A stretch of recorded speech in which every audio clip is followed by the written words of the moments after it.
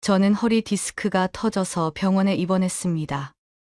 집에서 혼자 남편 제사상을 치우다가 삐끗했는데 그때부터 갑자기 조금만 움직여도 허리가 너무 아프더라고요. 찌릿찌릿 전기가 오는 것 같았어요. 다리도 저렸습니다. 저린 정도가 아니라 감각이 없었죠. 혼자서 바닥을 기어 겨우 찾은 핸드폰으로 119를 불러서 실려갔어요. 결국 저는 병원에 입원했습니다. 혼자 입원 수속을 마치고 병실에서 아들한테 전화를 걸었어요. 몇 번을 걸어도 안 받더니 마지막에 겨우 받았습니다. 성호야, 엄마 지금 허리 아파서 병원에 입원했어. 네. 얼마나 아프길래 입원까지 했어요? 아까 혼자 제사상 치우다가 허리 삐끗했는데 그때 디스크가 터진 것 같아. 성호가 갑자기 화를 냈습니다. 그러게 제가 제사 없애라고 했죠. 왜 제사 드린다고 그 난리를 쳐서 다쳐요? 저는 할 말을 잃었어요. 허리도 아픈데 이런 소리까지 듣다니요. 서러웠어요. 이게 다 엄마가 괜히 고집 부려서 그렇게 된 거잖아요. 그리고는 내일부터 일주일 동안 회사 출장 간다면서 일주일 뒤에 보자고 전화를 끊어버렸습니다. 제가 3일 동안 혼자 병원에 있으면서 전화 한 통도 없었어요. 아들과 며느리가 많이 바쁘겠거니 했죠. 며칠 뒤였습니다. 저는 우연히 사돈댁 카카오톡 프로필 사진을 보게 됐습니다. 그리고 충격적인 사진을 봤어요. 며느리, 아들, 사돈댁 이렇게 셋이서 바닷가에서 찍은 사진이었습니다. 뒤에 영어 간판까지 보이더군요. 해외여행이었던 겁니다. 제가 병원에 혼자 누워있는 동안 출장 간다고 거짓말한 아들과 며느리는 장모를 모시고 해외여행을 다녀온 거였어요. 저는 그 순간 머릿속이 하얘졌습니다. 이 모든 일이 어떻게 시작되었는지 그 이야기를 처음부터 들려드릴게요. 이야기 시작 전 무료로 가능한 구독과 좋아요 부탁드려요. 여러분의 작은 관심 하나하나가 제게 큰 힘이 됩니다. 지금 바로 시작합니다. 저는 올해 68살 김순자입니다. 남편을 5년 전에 먼저 보냈죠. 그때는 정말 힘들었습니다. 평생을 함께한 사람이 떠나니 세상이 텅 빈 것 같았어요. 하지만 시간이 지나면서 혼자 사는 것에도 익숙해졌습니다. 아침에 일어나 남편 사진에 인사하고 간단히 밥 먹고 텃밭도 가꾸고 동네 친구들이랑 이야기도 나누고요. 그렇게 평온한 날들이 이어졌습니다. 그런데 1년 전이었어요. 어느 날 아들 성호가 며느리 수아랑 집에 찾아왔습니다. 둘이 앉더니 조심스럽게 말을 꺼내더군요. 엄마, 저희가 부탁이 하나 있어요. 저는 궁금했습니다. 무슨 부탁일까 싶었죠. 성호가 조심스럽게 말을 이었어요. 저희 전세 계약이 이번 달에 끝나거든요. 근데 요즘 집값이 너무 올라서 이사갈 마땅한 집을 못 구하겠어요. 수아가 옆에서 거들었습니다. 어머니, 전세금이 작년보다 2천만 원이나 올랐어요. 저희가 가진 돈으로는 부족해요. 성호가 다시 말했어요. 그래서 말인데요. 저희가 돈을 좀 더 모을 때까지만 여기서 같이 살면 안 될까요? 1년 정도만요. 저는 솔직히 혼자 사는 게 편했어요. 누구 눈치 볼 것도 없고 제 마음대로 살 수 있으니까요. 하지만 아들이 부탁하는데 어떻게 거절하겠습니까? 그것도 돈 모으려고 고생한다는데 말이죠. 그래서 알겠다고 했습니다. 1년 후면 바로 나갈 거라고 생각했어요. 성호가 고맙다고 하더니 며느리 수아도 옆에서 웃으면서 감사하다고 인사했습니다. 그렇게 둘이 짐을 들고 들어왔죠. 처음 며칠은 괜찮았어요. 아들이랑 며느리가 회사 다녀오면 제가 밥을 해주고 함께 저녁을 먹고요. 그런데 한 달, 2달이 지나면서 뭔가 달라지기 시작했습니다. 며느리는 집에 들어오자마자 소파에 누워 핸드폰만 봤어요. 제가 부엌에서 설거지를 하든 빨래를 널든 거들지 않았습니다. 아들 성우도 마찬가지였죠. 회사에서 피곤하다며 방에 들어가 버리곤 했어요. 저는 괜찮다고 생각했습니다. 젊은 사람들 요즘 바쁘잖아요. 회사 일도 힘들고요. 하지만 시간이 더 지나니까 이상했어요. 설거지는 항상 제 몫이었습니다. 청소도 빨래도 마찬가지였죠. 며느리는 자기 방 청소도 안 했어요. 아들도 바닥에 옷을 벗어 던지고 그대로 뒀습니다. 그래도 저는 참았습니다. 1년만이라고 했으니까요. 어느새 아들과 며느리가 이 집에 온 지 거의 1년이 됐습니다. 저는 궁금했어요. 언제쯤 나갈 건지. 하지만 차마 물어보지 못했습니다. 아들이 힘들까 봐요. 그렇게 시간이 흐르면서 집안 분위기도 조금씩 변했습니다. 며느리는 제가 하는 일들을 이상하게 쳐다봤어요. 아침 일찍 일어나 마당을 쓸면 옛날 사람 같다고 중얼거렸고, 제가 텃밭에서 딴 채소로 밥상을 차리면 요즘은 다 마트에서 사 먹는다고 했죠. 저는 그냥 참았습니다. 며느리가 아직 젊어서 그런가 보다 했어요. 하지만 속으로는 조금씩 상처가 쌓여갔죠. 제가 평생 살아온 방식을 부정당하는 것 같았으니까요. 그래도 아들을 위해 참았습니다. 가족이니까요. 그렇게 1년이 흘렀습니다. 저는 여전히 혼자 밥을 차리고, 혼자 청소하고, 혼자 빨래를 했어요. 아들과 며느리는 자기 방에만 있었습니다. 가끔 거실에서 마주치면 인사는 하지만 그게 다였죠. 저는 이게 맞는 건가 싶었습니다. 같이 산다는 게 이런 건가. 하지만 뭐라고 말할 수도 없었어요. 제가 괜히 까다로운 시어머니가 될까봐 두려웠으니까요. 어느 날 남편 제삿날이 다가왔습니다.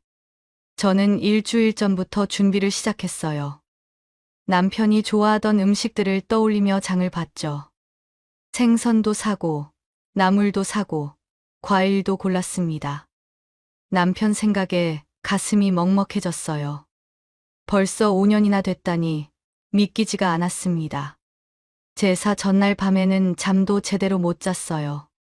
남편 얼굴이 자꾸 떠올랐거든요. 살아있을 때 밥을 차려주면 맛있게 먹던 모습이 생각났습니다.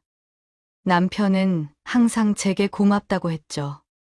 당신 덕분에 잘 먹고 잘 산다고요. 저는 뭐가 그렇게 고마운지 몰랐어요. 당연한 일인데요. 하지만 지금 생각하니 그 말이 그립습니다. 제삿날 아침이었습니다. 저는 새벽 4시에 일어났어요. 부엌에 들어가 불을 켜고 음식을 준비하기 시작했습니다. 생선을 굽고 나물을 무치고 탕을 끓였죠. 정성껏 하나하나 만들었습니다. 남편이 좋아하던 맛 그대로요. 한참 음식을 만들고 있는데 며느리 수아가 방에서 나왔어요. 하품을 하면서 부엌으로 걸어왔습니다. 저는 인사를 했죠. 일찍 일어났네. 수아가 눈을 비비면서 대답했습니다. 화장실 가려고 일어났는데 소리가 나길래요. 오늘 아버님 제삿날이었어요. 너무 바빠서 까먹고 있었네요. 저는 괜찮다고 했어요. 바쁜데 이런 것까지 기억하기 힘들었겠다고요. 그런데 수아가 부엌을 둘러보더니 갑자기 이상한 말을 했습니다. 근데 어머니, 요즘 누가 아직도 제사 드려요? 저는 손을 멈췄습니다. 뭐라고 했나 싶어서 수아를 쳐다봤죠. 수아는 태연하게 말을 이었어요. 요즘은 다 없애잖아요. 제 친정도 요즘 제사 안 드려요. 저는 할 말을 잃었습니다. 남편 제사를 준비하는 저한테 지금 무슨 소리를 하는 건지 이해가 안 갔어요. 수아는 계속 말했습니다. 제 주변 친구들도 제사 드리는 사람 한 명도 없어요. 이거 다 옛날 일이잖아요. 저는 듣다 보니 가슴이 답답했어요. 그런데 수아가 가볍게 웃으면서 말했습니다. 어머니도 이제 제사 없애는 거 어때요? 요즘 시대에 안 맞잖아요. 그 순간 화가 치밀어 올랐습니다. 남편 제사 당일날 아침에 그것도 제사상을 차리고 있는 저한테 제사를 없애라니요. 저는 참으려고 했어요. 하지만 참을 수가 없었습니다. 그런 소리 하지 마. 제 목소리가 떨렸어요.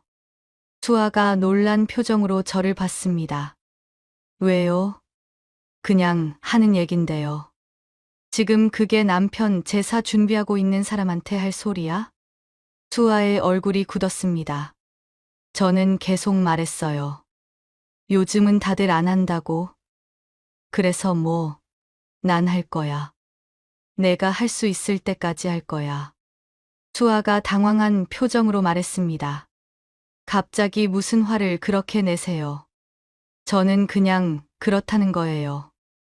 요즘은 다 제사 없애는 추세인데 어머니는 계속 들이니까 하는 소리였어요. 추세. 내가 그런 거를 왜 따라가야 되는데. 수아가 얼굴을 찌푸렸습니다. 그렇게 받아들이시면 할 말 없네요. 이것도 다 구식이죠, 뭐. 저는 더 이상 참을 수가 없었어요. 가슴이 터질 것 같았습니다. 나가.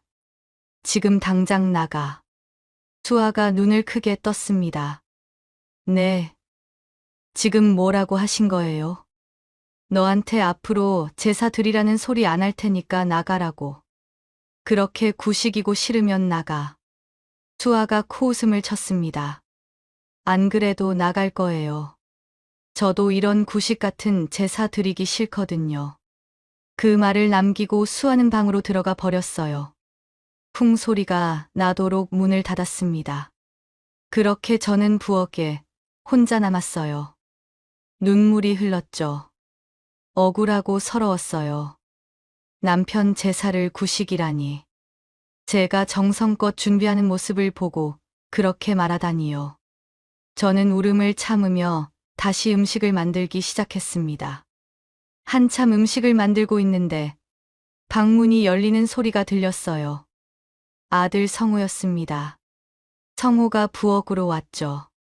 저는 아들이 왔으니 제 편을 들어주려나 기대했습니다. 그런데 성우가 한 말은 달랐어요. 엄마, 왜 수아한테 그렇게 화내셨어요? 저는 고개를 들었습니다. 아들이 제 편이 아니라 며느리 편을 드는 거였어요. 가슴이 철렁 내려앉았습니다. 지금 방에서 혼자 울고 있어요. 엄마가 나가라고 했다면서요? 저도 울었다는 말은 하지 않았습니다. 티를 안 냈으니 아들은 모를 거예요. 좀 전에 며느리가 한 말을 그대로 전했습니다. 수아가 아버지 제사를 구식이라고 했어. 제사 드리지 말라고 했다고. 성우가 한숨을 쉬었습니다. 엄마, 근데 수아 말이 맞는 말이에요. 요즘 정말 제사 없애는 추세 맞아요. 제 가슴이 철렁 내려앉았어요. 아들까지 이러다니. 믿을 수가 없었습니다. 장모님네도 제사 안 드린대요. 요즘 젊은 사람들은 다 그래요. 뭐, 너도 나가. 성우가 놀란 표정으로 저를 봤습니다. 믿기지 않는다는 표정이었죠. 엄마, 너도 나가라고. 오늘 네 아버지 제삿날인데 그게 할 소리야? 성우가 또 한숨을 쉬었습니다. 엄마가 너무 오버하시는 거 아니에요. 그냥 시대가 변한 거예요. 오바. 내가 오바한다고. 네 아버지 제사 준비하는 게 오바야? 저는 더 이상 말하고 싶지 않았어요. 아들한테도 실망했습니다. 제 아들이 이럴 줄 몰랐죠. 성우는 한참을 서 있다가 방으로 돌아갔어요. 저는 혼자 남았습니다. 한참 뒤 방에서 수아랑 성우가 나왔어요. 둘 다 외출 준비를 하고 있었습니다. 저는 놀랐어요. 정말 나가는 건가 싶었죠. 성우가 신발을 신으면서 말했습니다. 어머니, 저희 나갈게요. 어머니, 혼자 제사 드리세요. 수아가 옆에서 덧붙였어요. 저희 제사 끝날 때쯤 저녁에 들어올게요. 저는 할 말을 잃었어요. 그대로 성우가 문을 열고 나갔습니다. 수아도 따라 나갔죠. 문이 닫혔어요. 저는 거실에 멍하니 서 있었습니다. 서운했어요. 나가라고 했다고 정말 나간 건가요? 심지어 오늘 아버지 제삿날인데 인사 한 번 안 하고 나가는 아들도 밉고 제사 없애라고 구식이라고 말하는 며느리도 미웠어요. 저는 서럽고 서글픈 마음으로 혼자 제사 준비를 계속했습니다. 텅 빈 거실에서 음식을 계속 만들었어요. 남편 제사를 끝까지 지켜야 했으니까요. 손이 떨렸어요. 화가 나고 서러웠습니다. 제사 없애는 추세인 거 나도 알아. 하지만 그래도 내 남편 제사는 꼭 드리고 싶어. 내가 이렇게 기억해줘야지. 누가 해. 눈물을 참으며 혼잣말을 중얼거렸습니다. 저는 음식을 간소하게 몇 가지만 준비했습니다. 혼자 하니까 힘들었거든요. 그래도 정성은 다했어요. 음식을 다 만들고 상을 차렸어요. 남편 사진을 가운데 놓았죠. 그리고 저를 올렸습니다. 혼자서요.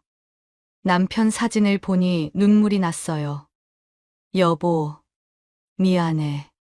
올해는 제대로 못 차렸어. 혼자 하려니까 힘들더라고.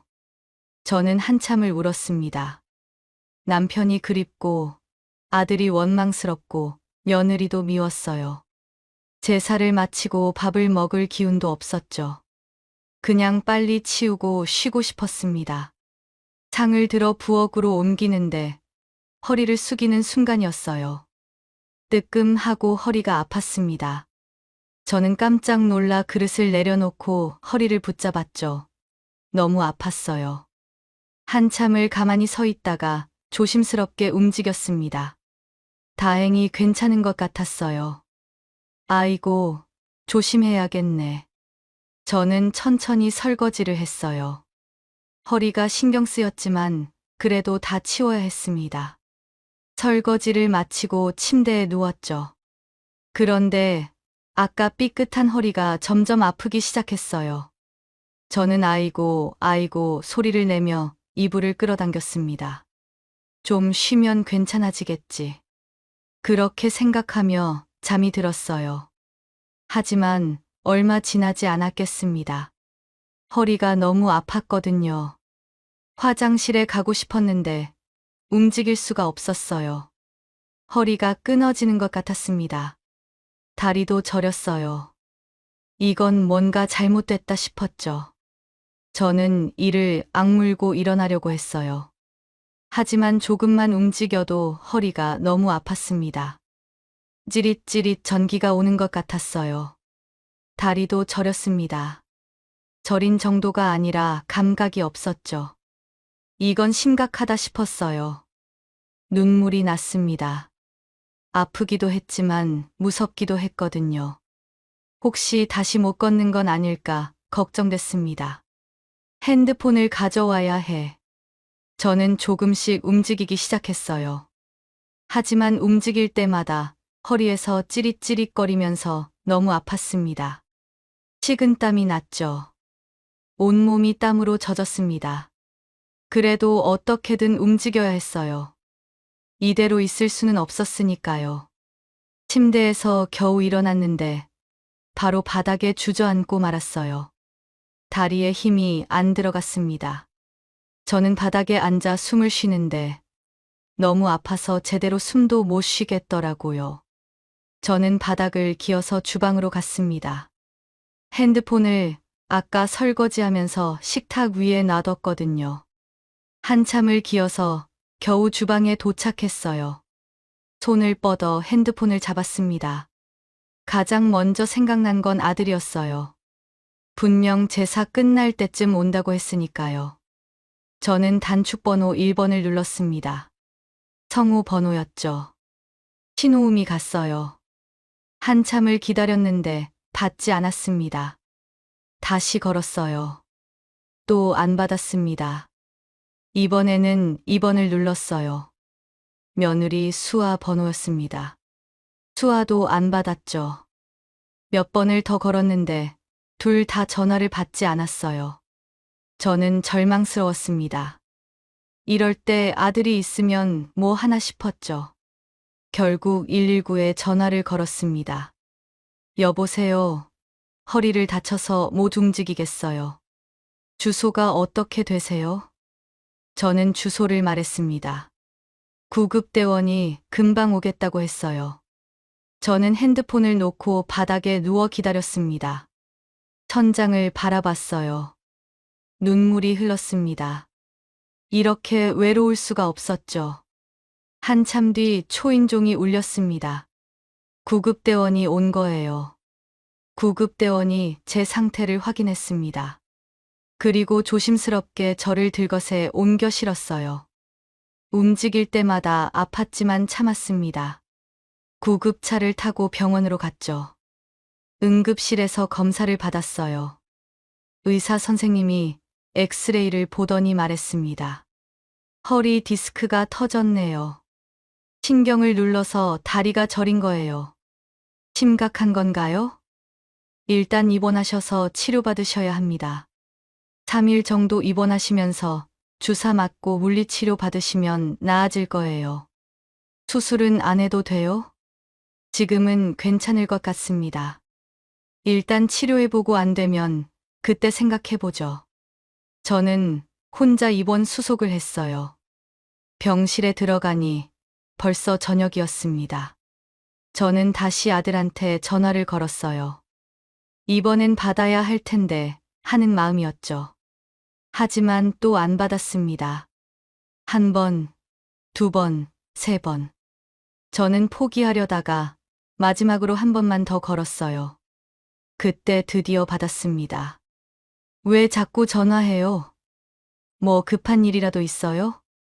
성우의 목소리에 짜증이 섞여 있었어요. 뒤로는 웃음소리가 들렸습니다. 놀고 있나 봐요. 저는 가슴이 아팠지만 말했습니다. 성우야, 엄마 지금 허리 아파서 병원에 입원했어. 성우가 놀란 것 같았어요. 네. 얼마나 아프길래 입원까지 했어요?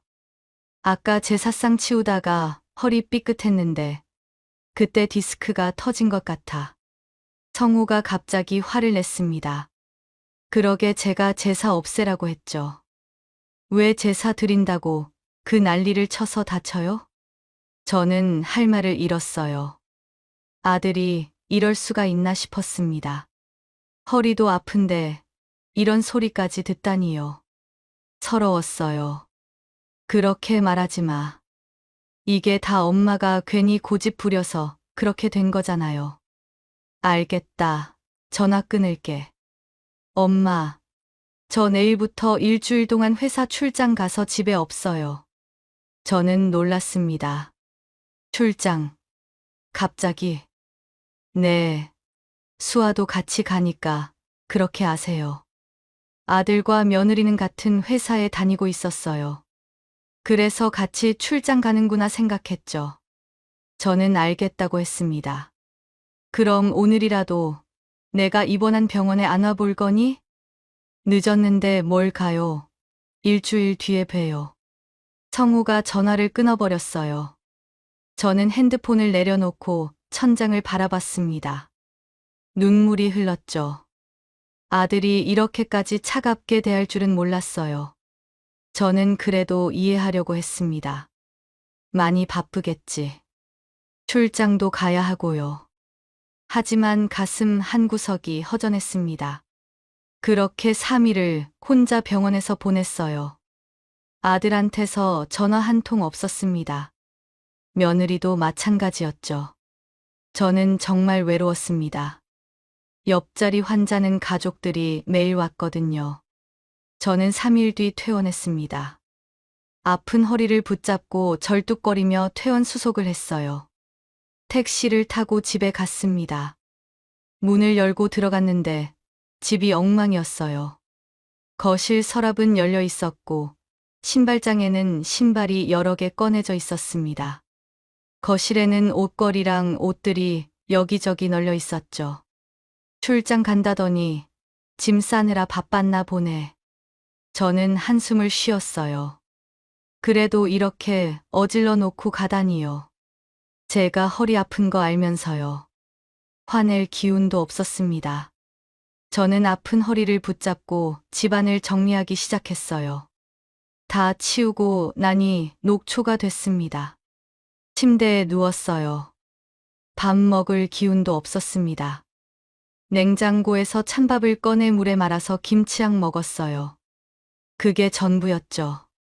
그렇게 저는 하루하루를 버텼어요. 약을 먹고 물리치료를 받으러 혼자 병원에 다녔습니다. 허리는 조금씩 나아지고 있었어요. 하지만 마음은 여전히 아팠습니다. 일주일이 지나고 그날 저녁에 아들과 며느리가 집에 왔어요. 현관문이 열리는 소리가 들렸습니다. 저는 잘 갔다 왔냐고 인사를 하러 거실로 나갔어요. 엄마, 아직 안 주무시고 계셨네요. 그럼, 잘 갔다 왔니? 그런데 둘의 모습이 이상했어요. 성우는 꽃무늬 셔츠에 반바지를 입고 있었습니다. 수아도 꽃무늬 원피스를 입고 손에 선글라스를 들고 있었죠. 피부도 평소보다 까맣게 타 있었어요. 저는 더운 나라로 해외 출장 갔다 왔나 하고 생각하고 넘어갔습니다. 그런데 며칠 뒤였어요. 저는 핸드폰으로 친구랑 카톡을 하고 있었습니다. 화면을 넘기다 보니 수아의 이름이 보였어요. 프로필 사진이 바뀌어 있더군요. 궁금해서 눌러봤어요. 사진을 보는 순간 멈췄습니다. 수아가 바다를 배경으로 누군가와 함께 찍은 사진이었어요. 자세히 보니 수아 친정어머니였습니다. 둘이 웃으면서 찍은 사진이었죠. 그런데 수아가 입은 옷이 눈에 들어왔어요. 저번에 입고 있었던 꽃무늬 원피스였습니다. 저는 다시 사진을 봤습니다. 사돈댁도 똑같은 무늬 옷을 입고 있었어요. 커플룩이었습니다. 뭔가 이상했어요. 출장 갔다고 했는데 왜 사돈댁이랑 커플룩을 입고 있지? 저는 설마 하는 마음에 사돈댁 프로필 사진을 눌러봤어요. 그리고 충격을 받았습니다. 사진에는 며느리, 아들, 사돈댁 이렇게 세 명이 함께 있었어요. 배경은 바닷가였습니다. 자세히 보니 뒤에 간판이 보였어요. 영어로 써 있었습니다. 해외였던 거예요. 저는 손이 떨렸습니다. 제가 병원에 입원해 있는 동안 아들과 며느리는 사돈댁이랑 해외여행을 다녀온 거였어요. 그리고 저한테 출장 간다고 거짓말을 했던 겁니다. 저는 핸드폰을 내려놓고 숨을 깊이 들이쉬었습니다. 화가 치밀어 올랐어요. 동시에 서러웠습니다. 제가 허리 아파서 입원했을 때는 시간 없어서 한 번도 병원에 오지 않더니 장모님이랑 여행 갈 시간은 있었던 거죠. 내가 바보였어. 정말 바보였어. 저는 눈물이 났어요. 하지만 울지 않았습니다. 확실히 물어봐야 했거든요. 직접 얼굴 보고요. 저는 아들과 며느리가 퇴근하기를 기다렸습니다.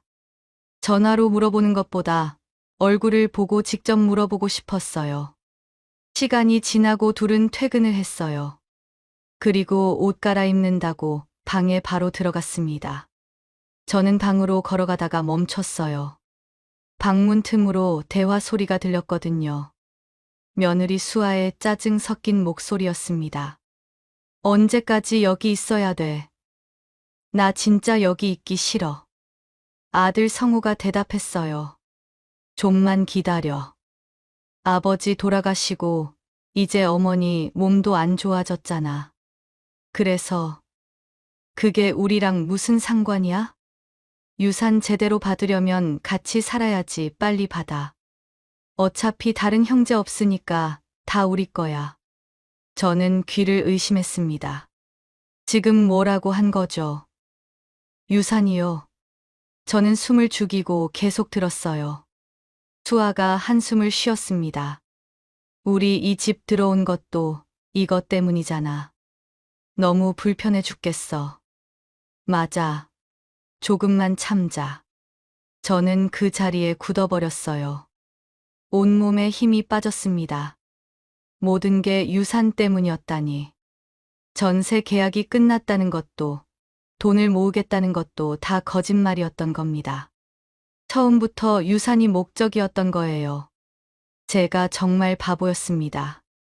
저는 눈물이 흘렀지만 닦지 않았어요. 그냥 서 있었죠. 다리가 후들거렸습니다. 허리도 아팠지만 그것보다 마음이 더 아팠어요. 가슴이 찢어지는 것 같았습니다. 아들의 목소리가 다시 들렸어요. 어머니가 요즘 몸이 안 좋아지니까 조금만 더 기다리면 돼. 수아가 짜증 섞인 목소리로 말했습니다. 언제까지 기다려? 나 진짜 여기 있기 싫어. 시어머니랑 같이 사는 거 너무 불편해 죽겠어. 알았어. 조금만 참아. 저는 더 이상 들을 수 없어서 방문을 확 열어버렸습니다. 성우와 수아가 깜짝 놀라 저를 쳐다봤죠. 둘 다 얼굴이 하얗게 질렸어요. 저는 떨리는 목소리로 말했습니다. 너네 지금 그게 무슨 소리야? 성우가 당황한 표정을 지었어요. 하지만 곧 태연해졌습니다. 놀라울 정도로 빨리요. 아, 들으셨어요? 수아가 옆에서 팔짱을 꼈습니다. 표정이 차가웠어요. 저는 아들을 똑바로 쳐다봤어요. 너 지금 나한테 거짓말한 거야? 전세 계약 끝났다는 것도 거짓말인 거지? 성우가 고개를 돌렸습니다. 대답이 없었죠. 저는 며느리를 봤어요. 너도 알고 있었어. 처음부터 계획한 거였어? 수아가 코웃음을 쳤습니다. 당연하죠. 저희가 불편하게 여길 왜 와요? 돈 때문이죠. 그 말을 듣는 순간 머리가 핑 돌았어요. 저는 아들한테 소리쳤습니다. 성우야, 너 정말 그렇게 생각한 거야? 성우가 저를 쳐다봤습니다. 눈에 미안함 같은 건 없었어요. 차가운 눈빛이었습니다. 어머니, 그냥 얼른 주세요. 어머니도 저희랑 같이 살기 불편하잖아요. 저희한테 지금 돈 주시면 바로 나갈게요. 지금 유산을 달라는 거야. 내가 살아있는데? 어차피 저희한테 주실 거잖아요. 그냥 미리 주시면 안 돼요? 저는 할 말을 잃었습니다. 제 아들이 맞나 싶었어요. 이렇게 차갑고 냉정한 사람이었나. 저는 말을 더듬었습니다. 너네, 이 집에서 당장 나가. 성우가 어이없다는 표정을 지었어요. 지금 그게 무슨 소리예요? 저희가 어딜 가요? 너네한테 줄 돈 없으니까 당장 지금 나가라고. 수아가 웃었습니다. 비웃는 것처럼 들렸어요. 어머니, 저희가 돈이 어디 있어요? 어머니가 주셔야지 나가죠. 저는 화가 폭발했습니다. 참았던 게 한꺼번에 터져 나왔어요. 너네는 장모 데리고 여행 갈 돈은 있으면서 이사 갈 돈은 없어? 둘이 깜짝 놀랐어요. 얼굴이 굳었습니다. 저는 계속 말했습니다. 내가 모를 줄 알았어. 나를 바보로 보는 거야? 출장 간다고 거짓말하고 장모랑 해외여행 갔다 왔잖아. 성우가 입을 열었다가 다시 닫았습니다. 저는 목소리를 높였어요. 너는 네 엄마가 허리 아파서 입원했는데 시간 없다면서 병원에 한 번 안 오고 여행 갈 시간은 있었어? 성우가 얼굴을 붉어졌습니다. 저는 며느리를 봤어요. 너는 시어머니가 병원에 있는데 전화 한 번 안 하니 내가 궁금하지도 않았어? 수아가 고개를 돌렸습니다. 저는 소리쳤어요. 너네는 정말 끝이야. 당장 나가. 이 집에서. 성우가 당황해서 말했습니다. 엄마, 저희 지금 당장 이사 갈 데 없어요. 정말 돈도 없고요. 그게 내가 알바야? 너네가 알아서 해. 조금만 봐주세요. 봐줄 생각 전혀 없어. 저는 숨을 크게 들이쉬었습니다. 그리고 차분하게 말했어요. 하지만 목소리는 떨리고 있었습니다. 너네가 이 집에 1년 동안 있으면서 생활비 한 번 안 낸 거, 그것도 다 주고 나가. 성우가 눈을 크게 떴습니다. 당황한 표정이었어요. 생활비요? 그게 무슨 소리예요? 너네 둘이 쓰는 전기세, 수도세가 얼마나 나오는 줄 알아? 내가 일주일 쓰는 양을 너네는 하루에 다 써. 한 달에 100만 원씩 계산해서 1년치 당장 줘. 수아가 갑자기 태도를 바꿨어요. 죄송해요, 어머니. 혹시 저희끼리 여행 가서 화나신 거예요?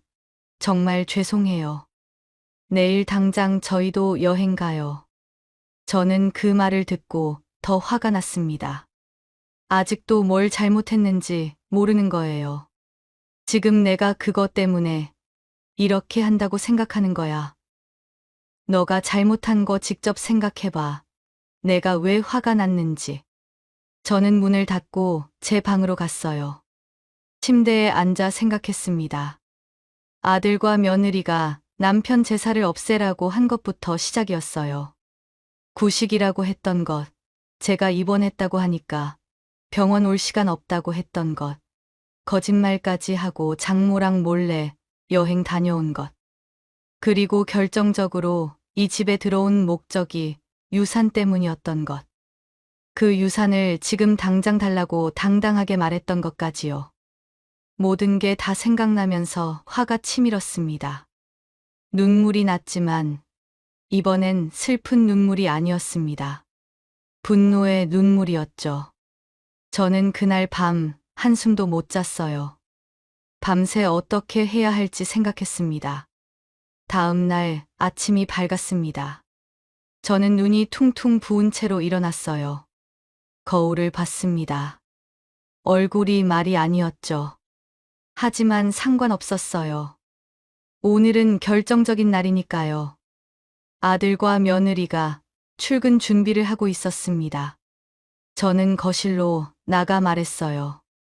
너네 오늘 당장 나가. 성우가 넥타이를 매다 말고 저를 봤습니다. 어이없다는 표정이었어요. 엄마, 아직도 화 많이 나셨어요? 어젯밤에 푹 주무셨으면 좀 풀리셨을 줄 알았는데. 오늘 안 나가면 내가 너네 짐 다 갖다 버릴 거야. 수아가 옆에서 웃었어요. 저를 무시하는 웃음이었습니다. 어머니, 진정하세요. 저희 이번 주 주말에 어디 바람 쐬고 올까요? 맛있는 것도 먹고요. 저는 도저히 참을 수가 없었습니다. 능청스럽게 저런 말을 하다니요. 화해하는 척하면서 또 저를 이용하려는 거였어요. 저는 아무 말도 하지 않았어요. 말해봤자 소용없었거든요. 곧바로 둘이 출근하다면서 집을 나갔습니다. 문이 닫히는 소리가 들렸어요. 저는 바로 현관으로 갔습니다. 그리고 새로운 비밀번호로 바꿨어요. 이제 둘은 이 집에 못 들어올 거예요. 제 손이 떨렸습니다. 제가 이런 일을 하다니요. 하지만 후회는 없었어요. 저는 거실에 앉아 기다렸습니다. 오늘 어떻게 될지 궁금했어요. 떨렸지만 동시에 후련했습니다. 드디어 제대로 된 결정을 내린 것 같았죠. 저녁이 됐습니다. 퇴근 시간이었죠. 저는 소파에 앉아서 기다렸어요. 한참 뒤 현관문 앞에서 소리가 들렸어요. 삐삐삐, 비밀번호를 누르는 소리였습니다. 그런데 문이 안 열렸죠. 다시 한 번 더 비밀번호 누르는 소리가 들렸습니다. 또 안 열렸어요. 성우의 목소리가 들렸습니다. 비밀번호가 왜 안 되지? 내가 잘못 눌렀나? 수아가 말했어요. 뭐, 내가 해볼게. 수아도 비밀번호를 눌렀지만 문은 열리지 않았어요. 뭐야? 비밀번호 바뀐 거야? 두 사람이 초인종을 누르더니 제가 아무 반응 없자 성우가 문을 두드렸죠. 엄마, 문 열어주세요. 저는 대답하지 않았어요. 성우가 주먹으로 문을 쾅쾅 두드렸습니다. 엄마, 지금 장난하시는 거예요. 그만하시고 문 열어주세요. 밖에서 수아가 우는 소리가 들렸어요. 여보, 어떡해. 당신이 좀만 기다리면 다 해결된다며. 이제 어떡할 거야? 성우가 화를 냈습니다. 이걸 나보고 어떡하라고. 내가 이럴 줄 알았어. 엄마가 미쳤나 봐. 둘이 싸우는 소리가 들렸어요. 저는 핸드폰을 꺼내 아들한테 문자를 보냈습니다. 생활비 100만 원씩 1년치로 1200만 원 입금하면 문 열어줄게. 성우의 핸드폰이 울리는 소리가 들렸어요. 한참 뒤 전화가 왔습니다. 엄마, 갑자기 1000만 원을 달라고 하면 어떡해요? 이게 말이 돼요? 저희한테 그런 돈 없어요. 돈 입금하면 문 열어줄 테니까 결정은 너네가 해. 싫으면 밖에서 자든지. 저는 전화를 끊었습니다. 밖에서 대화 소리가 들렸어요. 여보, 내일도 출근해야 되는데. 노트북이랑 지갑도 다 집 안에 있잖아. 성우가 한숨을 쉬었습니다. 한참 뒤 제 핸드폰이 울렸어요. 입금 알림이었습니다. 1200만 원이 들어왔죠. 저는 확인하고 문을 열어줬습니다. 성우와 수아가 들어왔어요. 얼굴이 굳어 있었습니다. 화가 난 표정이었죠. 저는 차분하게 말했어요. 이번 주까지 안 나가면 너네 집 내가 다 갖다 버릴 거야. 이번 주까지 나가. 성우가 저를 째려봤습니다. 눈빛이 차가웠어요. 진짜 너무한다. 친엄마 맞아요? 너무한 건 너네야. 나한테 거짓말하고 유산 노리고 그게 자식이 할 짓이야? 수아가 눈물을 닦으며 말했어요. 정말 끝까지 이러실 거예요. 저희 진짜 갈 데 없어요. 당연하지. 나는 봐줄 생각 전혀 없어. 너네가 알아서 해. 저는 제 방으로 들어갔습니다. 문을 닫고 침대에 앉았어요. 가슴이 두근거렸습니다. 제가 한 일이 맞나 싶기도 했죠. 하지만 후회는 없었어요. 오히려 속이 시원했습니다. 그렇게 시간이 흘러 주말이 됐습니다. 토요일 오전이었어요. 성우와 수아가 짐을 싸고 각자 캐리어 2개씩 끌고 나왔죠. 급하게 나가는 것 같았어요. 저는 거실에서 둘을 쳐다봤습니다. 성우가 신발을 신으며 말했어요. 목소리가 차갑고 냉정했습니다. 이제 됐어요? 만족하세요? 그래. 이제 각자 살자. 그리고 너한테 줄 유산은 없으니까 기대하지 마. 너가 쓸 돈은 너가 직접 벌어서 써.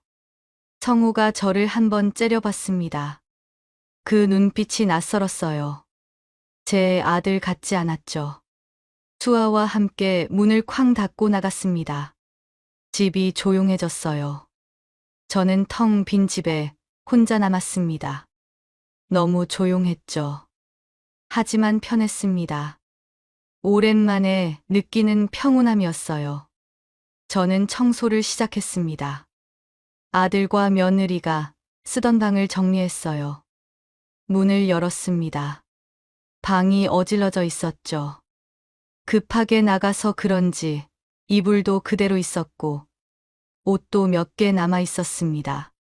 이불도 빨고 바닥도 닦았습니다. 한참을 청소했죠. 땀이 났지만 기분이 좋았어요. 다 끝내고 거실에 앉았습니다. 그리고 남편 사진을 봤어요. 액자 속 남편이 웃고 있었습니다. 저는 사진을 쓰다듬었죠. 눈물이 났어요. 하지만 슬픈 눈물은 아니었습니다. 복잡한 감정이었죠. 서운하기도 하고, 화나기도 하고, 그래도 어딘가 후련하기도 했어요.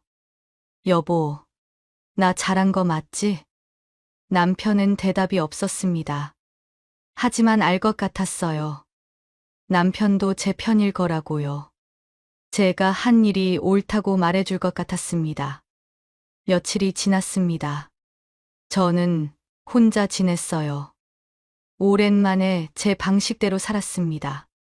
아침 일찍 일어나 마당을 쓸고 텃밭을 가꾸고 친구들을 만났죠. 편했어요. 정말 편했습니다. 일주일쯤 지났을까요? 친구한테서 전화가 왔습니다. 저는 친구한테 다 얘기했어요. 남편 제삿날 일부터 병원에서 있었던 일, 여행 다녀온 것, 유산 이야기까지요. 친구는 중간중간 한숨을 쉬며 들었습니다. 순자야, 너가 잘한 거야. 그런 자식은 내쫓는 게 맞아. 그렇지. 당연하지. 요즘 젊은 사람들이 효도를 돈으로만 생각하는데 말이야. 효도는 마음이야, 마음. 저는 친구 말에 고개를 끄덕였어요. 맞는 말이었습니다. 돈이 중요한 게 아니라 마음이 중요한 거죠. 제가 이번 일로 배운 게 있습니다. 사람은 나이가 들어도 자존심을 지켜야 한다는 거예요. 그리고 가족이라고 해서 무조건 참는 게 능사가 아니라는 것도요. 잘못한 건 잘못했다고 말해야 합니다. 설령 그게 내 자식이라도요. 안 그러면 자식도, 나 자신도 다 망가집니다. 저는 이제 혼자입니다. 하지만 외롭지 않아요. 제 자존심을 지켰으니까요.